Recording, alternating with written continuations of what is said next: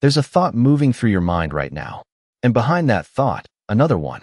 And behind that one, another again, endlessly arriving one after another like strangers walking into a house they were never invited into, yet somehow already carrying the keys. Stop for a moment and notice this carefully. The voice that instantly reacted and asked, "What is he even talking about?" Who exactly is hearing that voice? Who is aware of it?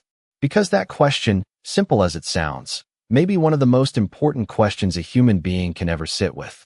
For most of your life, you were taught something so deeply that you never stopped to question it.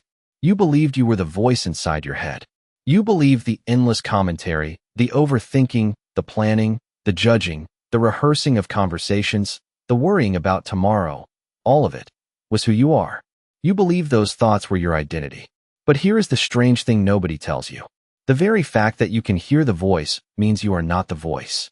You are the one listening to it. And when this realization truly lands, not intellectually but deeply, something begins to shift inside you quietly, almost invisibly. No fireworks, no dramatic explosion, just a subtle loosening, like a knot inside the nervous system beginning to untie itself after years of tension. Because maybe what you've been searching for your entire life never had a name you could easily describe. Maybe you've only felt it indirectly, as a low hum underneath your everyday life. The success that didn't feel the way you thought it would. The accomplishment that became empty the moment you reached it. The relationship, the promotion, the house, the milestone, the money, the life you once believed would finally make everything feel complete. And yet something still felt missing. Something inside remained restless. So you blamed circumstances. You blamed people. Sometimes you blamed yourself. You tried to solve the discomfort by doing more, achieving more, controlling more, improving more. But maybe somewhere along the way, a deeper suspicion started forming inside you. Maybe the problem was never out there at all.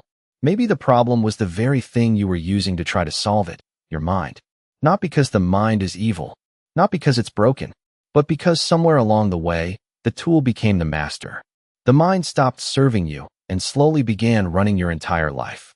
And now you wonder how to stop it, how to quiet it, how to silence the endless looping thoughts, the racing mental noise, the conversations replaying in your head from years ago, the imaginary arguments that may never even happen. You've probably tried almost everything. Meditation, journaling, breath work, books, podcasts, following the breath, positive thinking, and maybe some of it helped temporarily. Maybe there were moments when the noise softened for a while, but eventually it returned, sometimes louder than before, as if the mind itself was fighting to stay in control. But what if the silence you've been searching for is not something you need to create? What if it has already been here your entire life, quietly waiting underneath every thought, behind every emotion, between every breath? A stillness so subtle most people never notice it because no one ever taught them to look. Because no one ever told them they were not their mind in the first place. So instead of rushing toward answers, let's look at this slowly, honestly. Because once you stop demanding that life be different than it is right now, once you let life be what it already is, something unexpected begins happening. The mind slowly loses its compulsive need to control everything. And underneath all that control, underneath all the noise, there is something most people spend their entire lives never finding. Imagine yourself 5 years ago, maybe 10 years ago. There was something you were chasing back then. Some version of life you believed would finally allow you to breathe. Maybe it was a relationship, a promotion, a new city, a certain body, a certain number in your bank account. You told yourself the same thing almost everyone tells themselves. When I finally get there, I'll be okay. The pressure will disappear. The noise in my head will stop. I'll finally feel at peace. And then something strange happened. You got there, at least partially, maybe even most of the way. But the voice in your head didn't stop. It simply changed direction. It found a new target, a new fear, a new problem, a new thing to chase. You crossed one finish line only to discover another had already been drawn 10 steps further ahead. And this is the trap almost everyone falls into.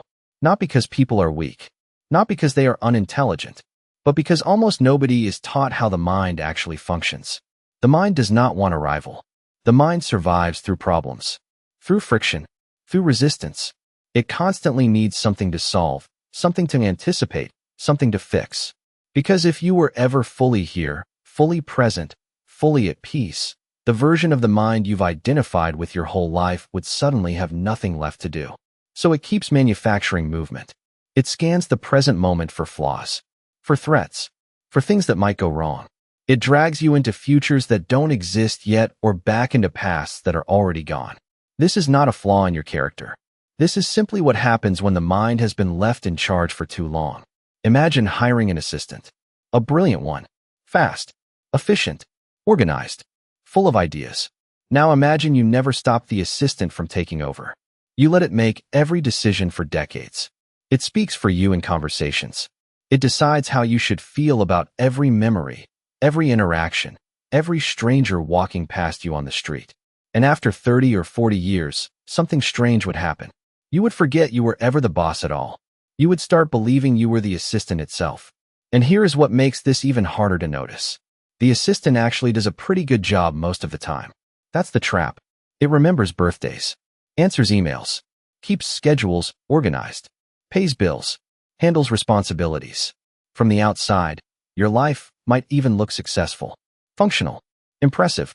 But internally, something still feels quietly wrong in a way you cannot explain. You become productive and exhausted at the same time. Capable yet emotionally hollow. Admired by people yet secretly lonely inside yourself. And the assistant cannot fix this because the problem was never organizational. It was never a productivity issue. No sharper to-do list can solve what's actually missing. The real problem is that the owner of the house disappeared years ago, and no amount of efficient management can replace the presence of the one who truly lives there. That is what has happened to so many adults. The tool became the identity, and the tool itself is restless by nature. It compares, judges, predicts, rehearses, scans endlessly. It cannot truly rest because rest feels like death to a tool built entirely around doing. So even when there are no problems, it creates them. You've experienced this yourself. Maybe during a vacation. Maybe on a quiet Sunday morning. Everything externally was finally okay. Bills paid. Loved ones safe. No urgent responsibilities. And yet your mind still searched for something wrong. Some old wound. Some future fear. Some irritation small enough to inflate into emotional significance. You sat in a moment that should have felt peaceful, yet something inside remained uneasy. And if you observed your own mind carefully during moments like that, you would notice something almost absurd. Faced with genuine peace, the mind begins auditioning problems. It tries one thought after another, testing each one like hooks thrown into the water. An old argument, a health concern, work stress, your children, your future. It scans endlessly searching for something emotionally heavy enough to keep itself occupied. This isn't paranoia. Watch your own mind closely during silence, and you'll see the mechanism operating in real time. The endless scanning, the restless searching, the almost desperate need to find something to be disturbed by. And eventually, it always finds something. Because a mind that has been allowed to dominate your inner world for decades cannot tolerate having nothing to do. So when peace unexpectedly appears, the mind unconsciously treats it as a threat. Not consciously, of course. You don't think, peace is dangerous. But underneath the surface, that is exactly what is happening. The mind sabotages the stillness you claim to want, then blames the sabotage on circumstances, on the news, on other people, on family, on work, on anything outside itself. This is the loop most people spend their entire lives trapped inside without ever noticing it. And simply noticing the loop is already the first crack in the wall. Because if peace does not come from circumstances being perfect, and clearly it doesn't because you've already experienced good circumstances while still feeling unsettled, then peace must come from somewhere deeper. Somewhere untouched by circumstance altogether. Most people get this completely backwards. They think the goal is to convince the mind to become peaceful, to negotiate with it, to somehow force it into silence. But the mind cannot give you peace because peace was never the function of the mind in the first place. You don't ask a hammer to play music. You don't ask a knife to hold water. And you don't ask the thinking mind to generate stillness. The mind is brilliant at solving problems, mapping strategies, analyzing patterns, building systems. It is an extraordinary instrument when used correctly. But peace exists somewhere deeper than thought, somewhere beneath the endless mental movement. in a layer of you that has been quietly present your entire life, watching all of this unfold untouched. That part does not need to be created. It does not need to be earned through suffering, discipline, or spiritual performance. It only needs to be noticed. And the moment you truly begin noticing it, everything else starts changing from the inside out.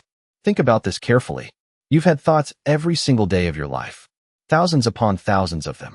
Tens of millions over the years. And where are they now? Most of them disappeared completely. You cannot even remember having them. If you were truly your thoughts, then you would become a different person every few seconds because thoughts are constantly changing, contradicting themselves, dissolving, reforming, dying, and being replaced. But something inside you has remained continuous through all of it. Something watched the thoughts you had at 12 years old. Something watched the thoughts you had at 25. And that same something is watching your thoughts right now as you listen to these words. Quiet, stable, always here. And that something is closer to what you truly are than any identity you've ever carried.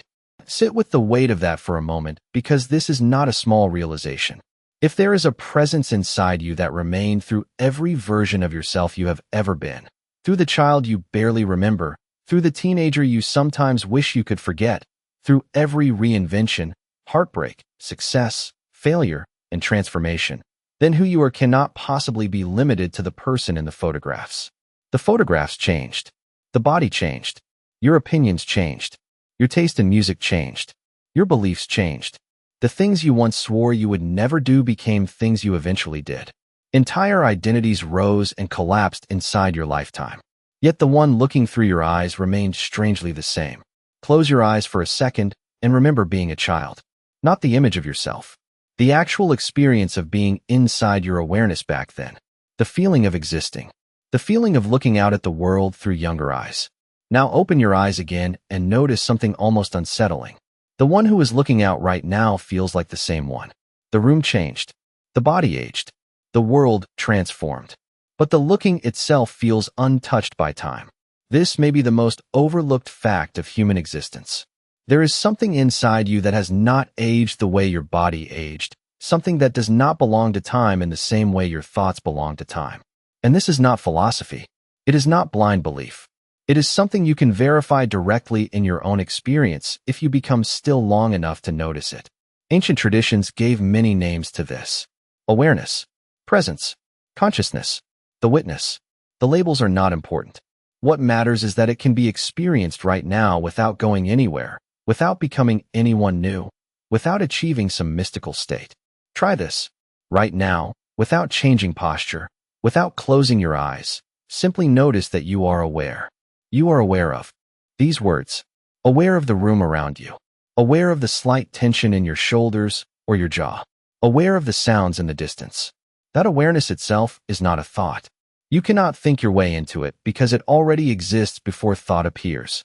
You can only notice that it has been here the entire time. And here is the strange part. It was here this morning when you woke up. It was here when you were 5 years old watching cartoons on the floor.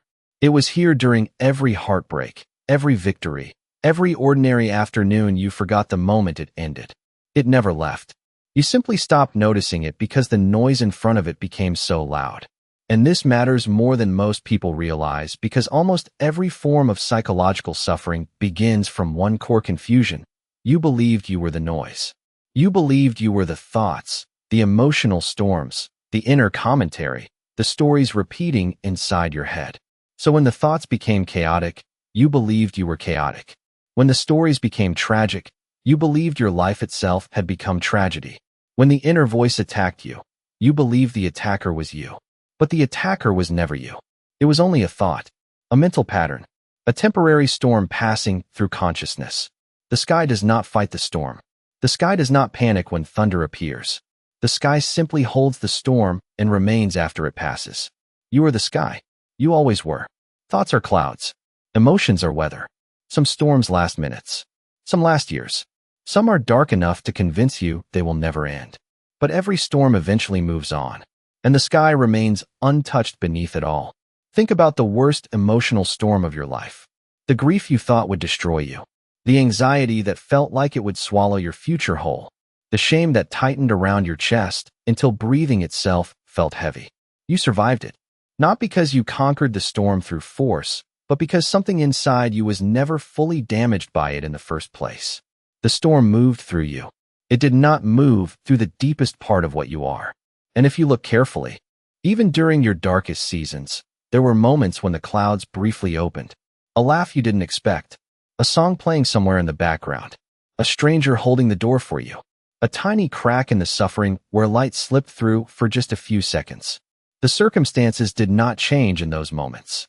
The storm was still there, but something behind the storm became visible again.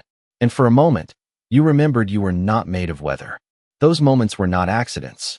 They were glimpses of reality itself. The sky is always present. The clouds only occasionally part enough for you to see it clearly. This is not poetic exaggeration. This is the actual architecture of your inner life if you are willing to observe it closely enough. But most people never do because they were taught, directly or indirectly, that the storm is who they are. So they spend decades fighting weather, trying to control emotional patterns, trying to engineer permanent sunshine inside the mind.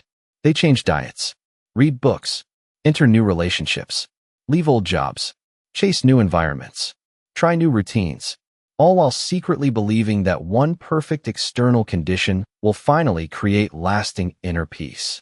But weather cannot be controlled permanently. It moves according to forces far older and deeper than your preferences. The freedom was never in controlling the weather. The freedom is realizing you are not the weather at all. And the moment this becomes experiential, even for a few seconds, something releases inside you. The grip loosens. The thought may still exist. The emotion may still move through your body. But now there is space between you and it. And inside that space lives freedom. Not the freedom to eliminate every thought. That is just another game of control. But the freedom to allow thoughts to exist without becoming enslaved by them. You stop being the puppet pulled around by every emotional current. You become the awareness watching the entire performance unfold. And what makes this beautiful is that nothing has to be forced. You do not have to suppress thoughts. You do not have to wrestle emotions into submission. You do not have to fight yourself anymore. You simply notice. You see clearly. And the seeing itself becomes the medicine. The awareness itself begins healing what years of resistance could never heal. A painful memory appears, and instead of disappearing into it, you recognize it as a thought moving through awareness. It softens naturally. A fear about the future emerges, and instead of arguing with it, you observe it without attachment. It passes. This is the beginning of an entirely different way of living. Not a perfect life. Not a life without challenge. A free life. A life where you are no longer dragged through existence by an inner voice that never sleeps. A painful memory appears in your mind, and for the first time you don't immediately fall into it. You notice it as a thought, a pattern moving across awareness, and because you stop feeding it with resistance, it begins dissolving on its own. A fear about the future rises next, maybe about money, health, aging, relationships, something uncertain waiting ahead, and instead of wrestling with it or trying to mentally solve a future that hasn't happened yet, you simply observe it. You watch the mind trying to pull you into another spiral, another simulation, another emotional rehearsal, and you stay where you are. Present. Aware. The thought passes like weather moving across the sky. This is where a different kind of life quietly begins. Not a perfect life. Not a life without challenge or pain. A free life. A life where you are no longer dragged through your days by an inner voice that never stops speaking. But I want to be honest with you because this is the point where many people resist what they're hearing. A part of them immediately says, "This sounds beautiful in theory, but you don't understand my reality. You don't understand the pressure I'm under, the diagnosis I received, the relationship I'm trying to hold together, the deadlines, the responsibilities, the fear." And I understand that reaction. This is not about pretending your life doesn't exist. This is not about escaping reality or floating away into some detached spiritual state where nothing matters anymore. In fact, what we're talking about is far more grounded than that. There's an important distinction most people never notice. The difference between the situation itself and the story your mind creates about the situation. The situation is what is actually happening. The bill is due on the 15th. Your spouse said something painful last night. Your mother is sick. Your business is struggling. These are facts, real situations. They require attention, decisions, responses. But then the mind enters and builds a second layer on top of reality. The story. And the story says, why does this always happen to me? The story says, I'm failing. I should have known better. I'm running out of time. Nobody truly loves me. Everything is falling apart. The story is not the event itself. The story is the suffering wrapped around the event. And this is what's truly astonishing once you begin observing it carefully. Most people are not actually dealing with their real-life situations. They are dealing with the psychological movie their mind created about those situations. They're not simply paying a bill. They're drowning in what the bill supposedly means about their worth, their future, their identity. They're not just having a difficult conversation. They're replaying the conversation 50 times beforehand, defending themselves against accusations that haven't even been spoken yet. They're not sitting beside a sick parent in the present moment. They're already mentally attending the funeral, imagining life afterward, grieving a future that hasn't arrived while the person they love is still sitting right beside them. Do you see the mechanism? The mind overlays the present moment with so much interpretation, projection, and emotional commentary that reality itself becomes almost invisible. You stop experiencing life directly. You start experiencing your narration about life. And then people wonder why they feel disconnected, exhausted, strangely empty even when everything externally appears fine. It's because they're not actually living their life. They're living inside a mental simulation of it, while their real life quietly passes by unattended. This is what it truly means to let life be. It does not mean becoming passive. It does not mean giving up ambition, responsibility, or care. It means stopping the constant addition of psychological noise on top of reality. It means responding to what is actually here instead of collapsing beneath what your mind insists the moment means about you. A bill arrives. You pay it, or you create a plan to pay it. That is reality. The story that you are a failure because of it is optional. An argument happens. You feel hurt. You speak honestly or take space to breathe. That is reality. The story that you are unloved, abandoned, cursed in relationships, doomed to repeat the same patterns forever. That part is optional. This is what real acceptance actually means. Not approval. Not pretending pain doesn't exist. Not forcing positivity onto difficult moments.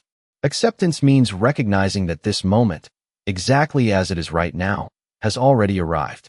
It is already here. Fighting reality at the level of what already exists is a war you cannot win. You can shape what comes next. You can act, repair, move, decide, create. But this present moment itself is non-negotiable. It already happened.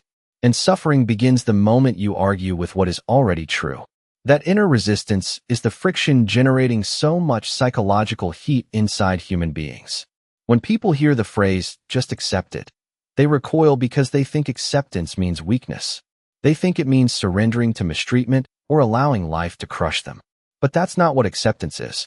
Acceptance is ending the inner war against reality so you can finally see clearly enough to respond wisely. A general consumed by panic cannot lead.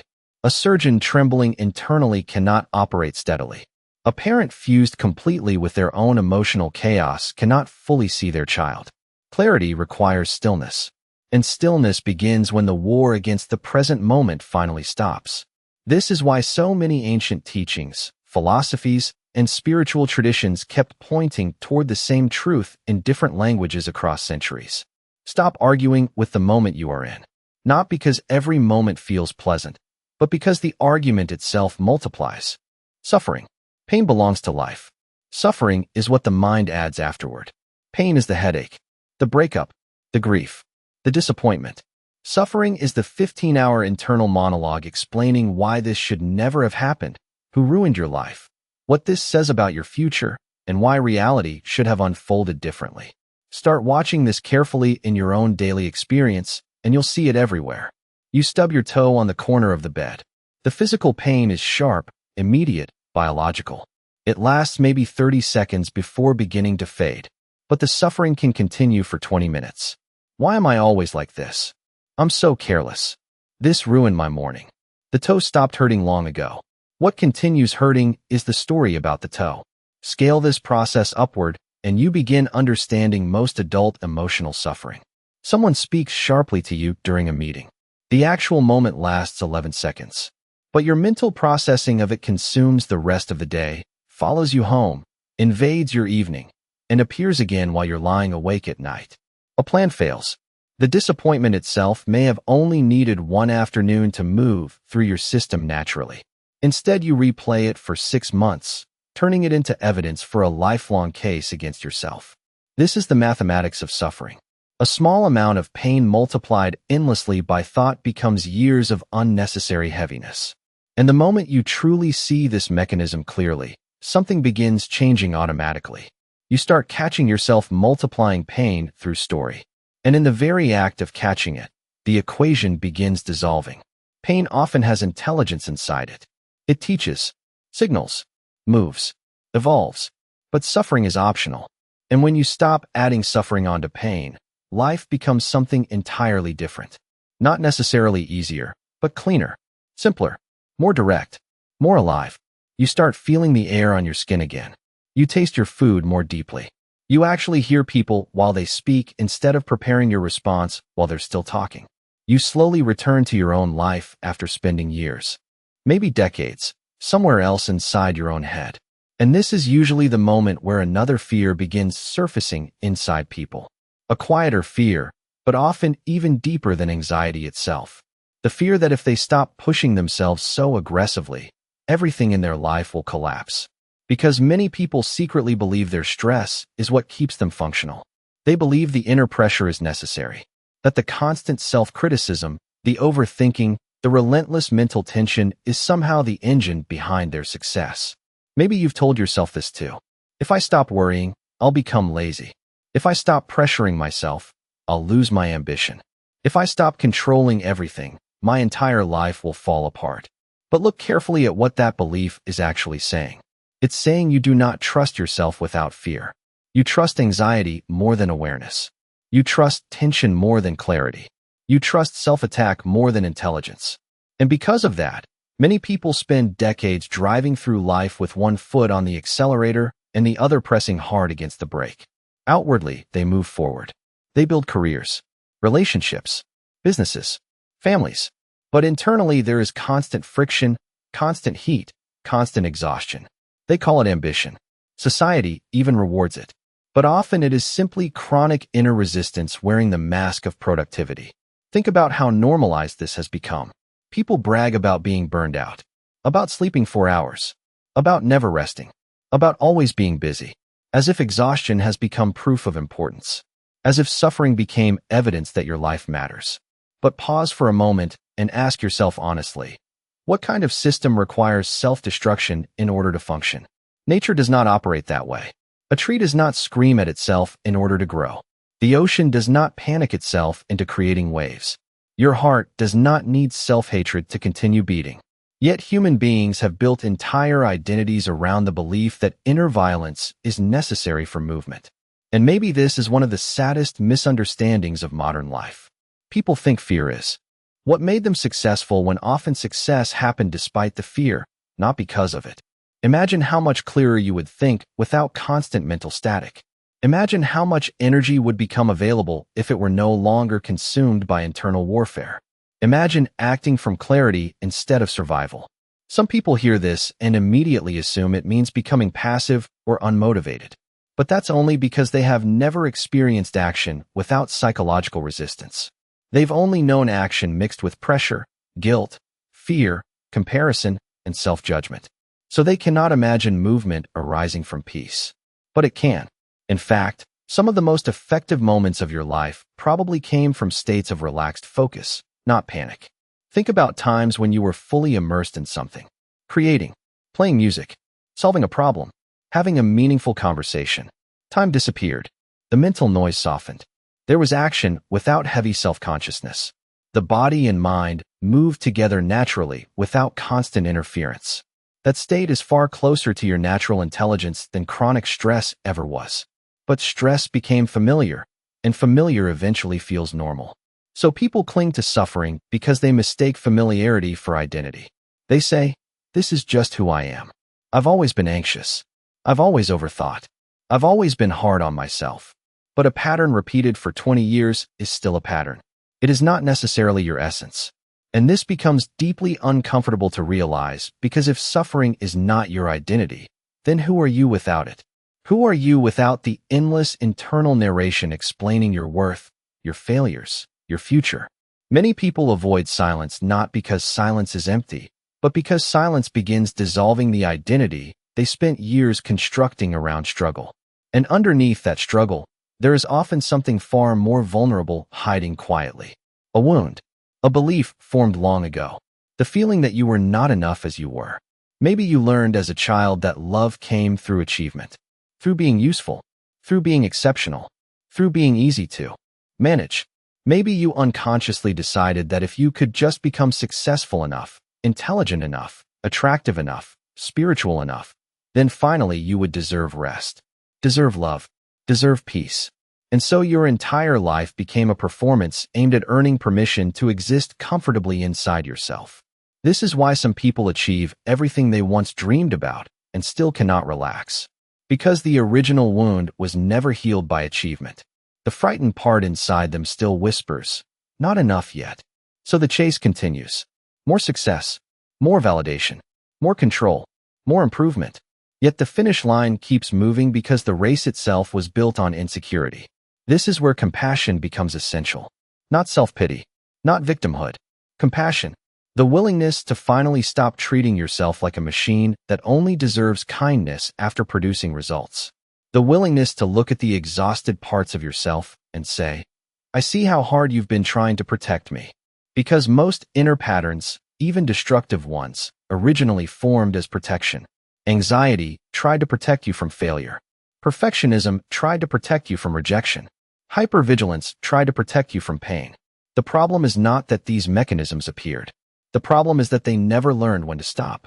So they continue operating long after the danger has passed. And eventually the protection itself becomes the prison. But the moment awareness enters these patterns without judgment, something softens. You stop waging war against your own nervous system. You stop trying to force yourself into healing through shame. And strangely enough, real transformation often begins at precisely that moment. Not when you hate yourself enough. Not when you optimize yourself perfectly. But when you finally become safe enough internally to stop performing survival all the time. This is why letting life be is not laziness. It is intelligence. It is the recognition that constant resistance is consuming enormous amounts of life force unnecessarily. Imagine driving a car with the emergency brake partially engaged for 20 years. You might still move forward, but the engine overheats, the tires wear down, the entire system strains under unnecessary friction. Then one day you release the brake. The car does not stop moving. It moves more smoothly, more efficiently, with less damage. That is what begins happening when inner resistance relaxes. You do not lose your capacity to act. You lose the unnecessary suffering attached to action. And slowly, something remarkable begins emerging from underneath all the noise. Real choice. Not compulsive reaction. Not fear-driven achievement. Actual choice. You begin noticing which goals genuinely matter to you, and which ones were inherited from pressure, comparison, or the desperate need to prove yourself. You begin noticing which relationships nourish your spirit and which ones drain your life force. You begin saying yes because you mean yes, and no because you truly mean no, maybe for the first time in your life. Most people do not realize how disconnected they are from their authentic signals until the noise finally quiets down enough to hear them. And when that happens, life often starts reorganizing itself naturally. Not always dramatically. Sometimes through very small decisions. A conversation handled differently. A boundary finally spoken. A moment of rest without guilt. A career path reconsidered. A habit released. Tiny shifts. But over time, those tiny shifts alter the entire architecture of a human life. Because once awareness returns, you can no longer unconsciously abandon yourself in the same ways. And maybe that is the real beginning of freedom. Not controlling every external circumstance, but finally no longer being controlled by the unconscious patterns inside you. And eventually, this inner shift begins changing something even deeper than your relationship with yourself. It starts changing the way you relate to other people. Because sooner or later, you realize that a huge portion of human suffering does not happen in isolation. It happens in relationships, in conversations, in expectations, in the invisible emotional contracts people carry without even realizing it. Think about how much of your emotional life has been shaped by other human beings. Parents, partners, friends, co-workers, strangers online. Entire moods created by a single text message, a certain tone of voice, a delayed reply, a look across the room. One small interaction can completely alter the emotional atmosphere inside someone for hours, sometimes days. And what's fascinating is that most of the time, people are not actually reacting to what truly happened. They are reacting to the interpretation their mind instantly created about what happened. Someone becomes quiet for a few hours, and the mind immediately begins constructing stories. Did I do something wrong? Are they losing interest? Are they upset with me? A short message without emojis suddenly feels cold. A facial expression becomes rejection. Silence becomes abandonment. The mind fills empty space with narrative faster than most people even notice. And once again, the suffering does not come purely from reality itself. It comes from the story layered on top of reality. But relationships expose something even deeper than this. They reveal how rarely people actually see each other clearly. Most human beings are not relating to the person standing in front of them. They are relating to a mental image they built over years. A psychological portrait created from memories, assumptions, disappointments, projections, fears, and expectations. Think about someone close to you. Your partner, your father, your mother, a friend, a coworker. Now notice something strange. The moment you think about them, your mind instantly produces a version of who they are. This is the difficult one. This is the unreliable one. This is the selfish one. This is the person who never understands me. And once those internal portraits harden, you stop meeting people freshly. You stop seeing who they are in the present moment. Instead, you interact with your accumulated story about them. This is why two people can sit in the same room and barely encounter each other at all. They are mostly interacting with mental history, old wounds, old arguments, old identities frozen in place. And the longer people know each other, the more dangerous this becomes because the mind gathers more evidence to reinforce its portrait. Every disagreement gets added to the file. Every disappointment strengthens the narrative. Eventually, people no longer speak to each other directly. They speak to each other's accumulated past. This is why so many relationships feel heavy even when love still exists underneath them. The present moment becomes buried beneath years of unconscious interpretation. But the moment awareness enters the relationship, something extraordinary can begin happening. You start noticing the story while it's being created. You catch yourself assuming intention before someone has even explained themselves. You notice the mind translating neutral events into emotional threats. And in that noticing, space appears again. Space to actually listen. Space to actually see another human being instead of your psychological projection of them. This does not mean you suddenly tolerate harmful behavior or lose discernment. Awareness is not naivete. In fact, awareness often sees people more clearly than emotional attachment ever did. But clarity without unconscious emotional reactivity feels entirely different. You no longer need every interaction to validate your worth. You no longer collapse internally every time someone misunderstands you, disagrees with you, or behaves imperfectly. And this changes relationships in ways most people never expect. Because when you stop needing other people to regulate your emotional state for you, relationships become lighter, cleaner, less desperate. Many people secretly use others as emotional stabilizers without realizing it. Their mood depends on whether they feel approved of, desired, admired, reassured, included. Entire emotional climates rise and fall based on another person's behavior. If the other person is warm, they feel safe. If the other person withdraws, they collapse into fear. This creates an exhausting cycle where people unconsciously hand control of their inner world to external behavior they cannot fully control. But eventually, awareness reveals something uncomfortable but liberating. No human being was ever designed to carry responsibility for your entire emotional weather system. That burden crushes intimacy. It turns love into emotional dependency. It transforms connection into constant negotiation for reassurance. And the irony is that the more desperately people need love in order to feel whole, the harder genuine love becomes to sustain. Because fear quietly contaminates connection.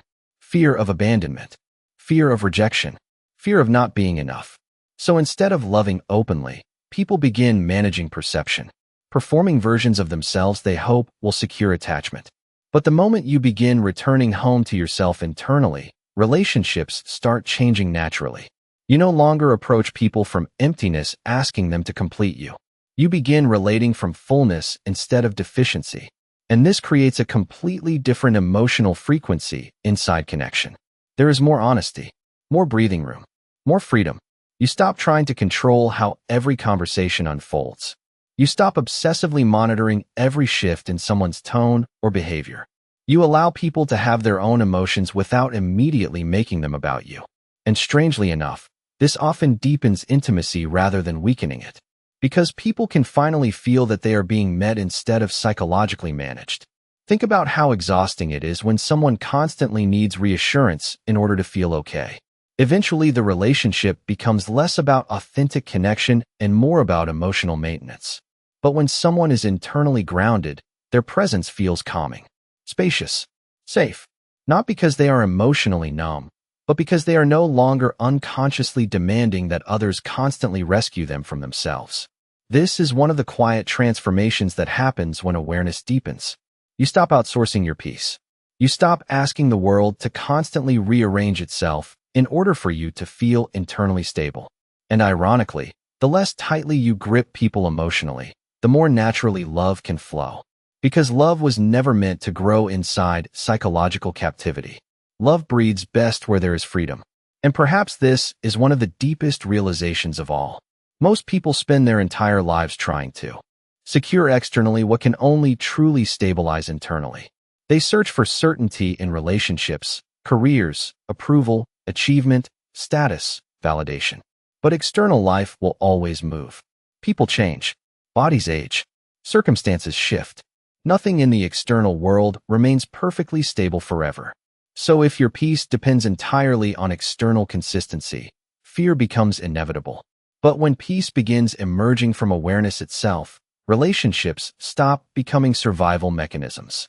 They become experiences, gifts, opportunities to share life instead of unconscious attempts to escape yourself through another person.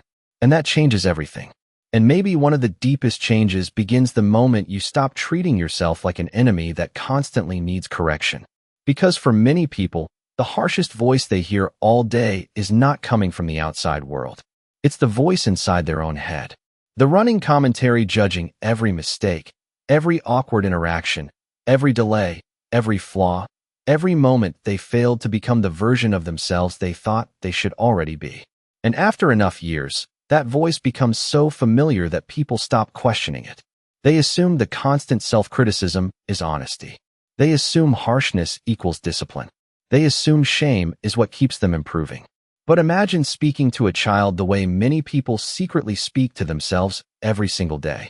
Imagine looking at a young version of yourself and saying, "You'll never be enough. You always ruin things. Why can't you get your life together? Everyone else is ahead of you." You would immediately recognize how damaging that is. Yet internally, people repeat those exact patterns constantly and call it motivation. But punishment has never been the same thing as wisdom. And eventually the nervous system begins carrying the weight of years spent living under internal attack. The body tightens. Sleep becomes shallow. Joy becomes difficult to access. Even moments of success feel temporary because the mind instantly moves the finish line again. This is why so many people secretly feel exhausted no matter how much they achieve. They are trying to build a peaceful life using the same inner voice that has been at war with them for years. But peace cannot grow in soil poisoned by constant self-rejection. And this is where something radically different begins opening. Not self-indulgence, not avoiding responsibility, something much deeper. The realization that transformation happens more naturally through understanding than through punishment. Think about how nature works. A flower does not bloom because someone screams at it. A wound does not heal faster because you insult it every morning. Growth requires the right conditions: space, patience, light, water, care. Yet human beings often try to heal themselves through pressure and self-hatred, then wonder why they remain stuck. But the moment awareness touches your inner world without immediate judgment, something softens. You begin noticing pain without turning it into identity. You begin noticing fear without treating yourself as broken. You begin recognizing that many of your patterns were simply attempts to survive emotionally in a world you did not yet understand. And compassion starts emerging naturally from that recognition. Not pity. Compassion. There's a difference. Pity keeps people trapped in weakness. Compassion creates enough safety internally for real change to happen. Maybe for the first time, you stop asking, "What's wrong with me?" and begin asking, "What happened to me that created these patterns?" That single shift changes the entire emotional atmosphere inside a human being. Because now you are no longer standing over yourself like a judge. You are finally willing to sit beside yourself like someone worthy of understanding. And strangely enough, this often creates more real change than years of self-attack ever did. Because people do not transform deeply when they are psychologically cornered. They transform when they finally feel safe enough internally to stop defending against themselves all the time. This is why awareness matters so deeply. Awareness interrupts unconscious identification. It allows you to see thoughts as thoughts, emotions as emotions, patterns as patterns. And once you can truly see something clearly, you are no longer fully trapped inside it. A moment of anger appears. Instead of instantly becoming the anger, you notice it moving through the body. Shame appears. Fear appears. Loneliness appears. But now there is space around the experience. Space to breathe. Space to respond consciously instead of automatically repeating the same unconscious reactions. And over time, that space changes everything. Because most human suffering is not caused by one painful moment. It is caused by unconscious repetition. The same emotional loops replayed thousands of times until they begin feeling permanent. But no storm stays forever when it is no longer being constantly recreated by identification. This is why presence is so powerful. Presence breaks repetition. Presence interrupts the automatic momentum of psychological time.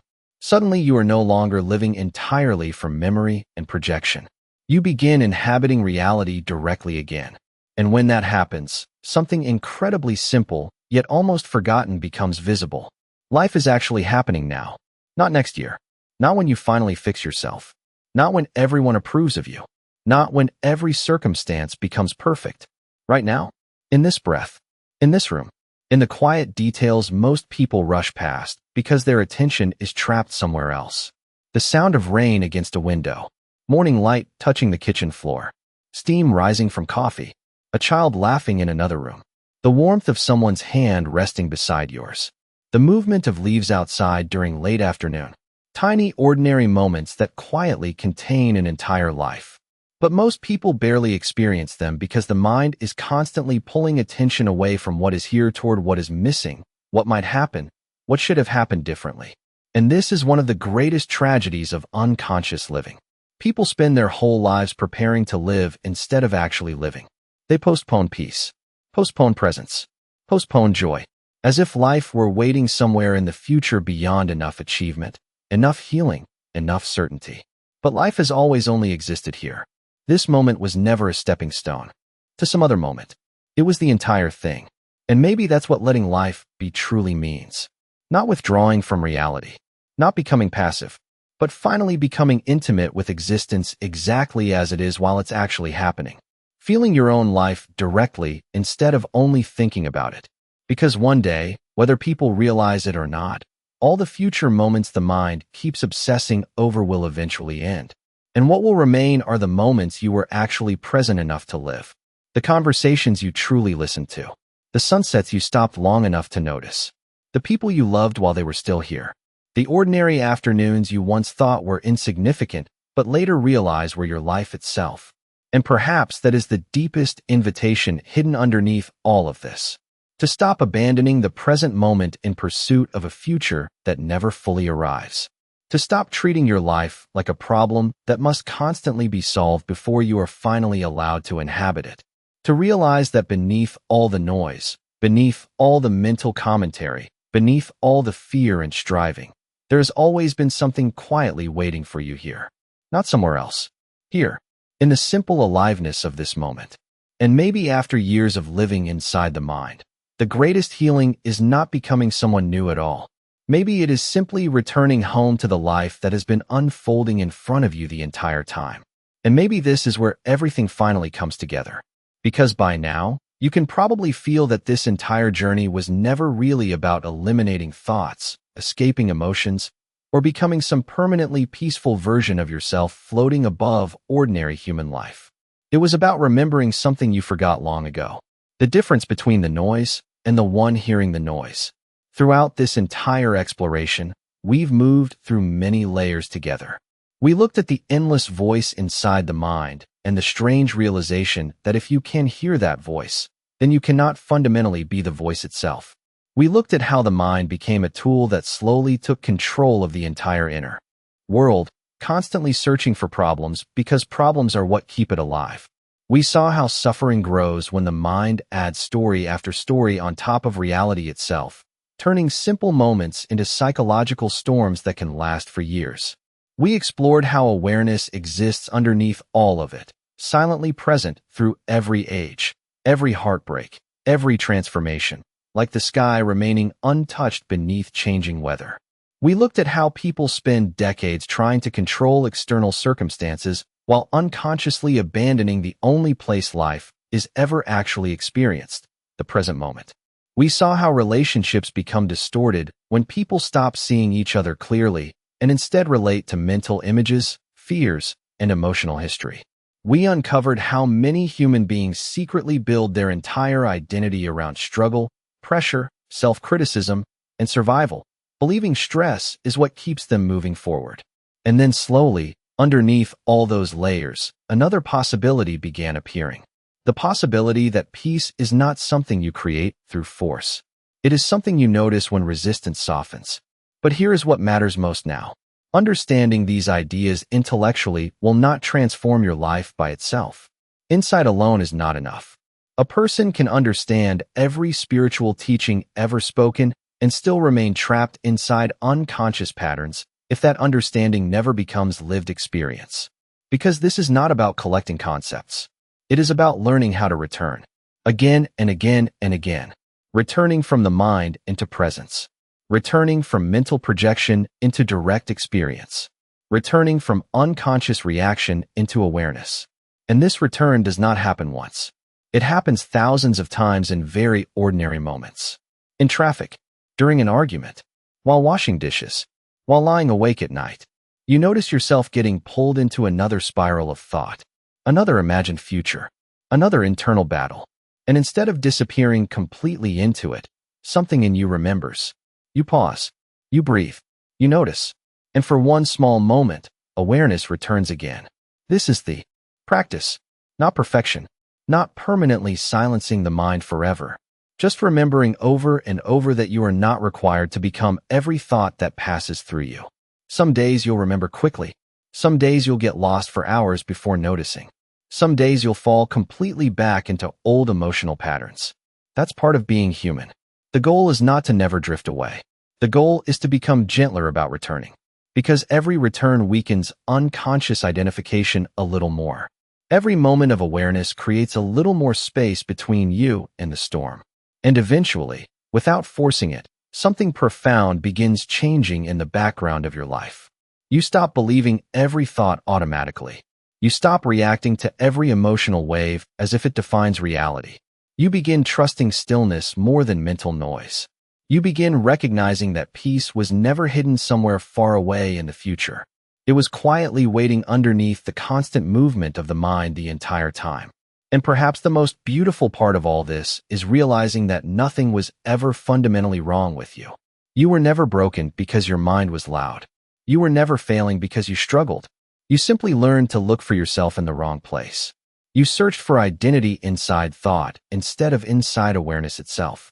You searched for peace inside control instead of inside presence. And now, maybe for the first time in a long time, you can begin relaxing out of that search. You can let this moment be enough without demanding that it become something else first. You can sit here without trying to fix your entire existence for a few minutes. You can breathe without turning breathing into another task for self-improvement. You can allow life to unfold without needing to mentally grip every second of it.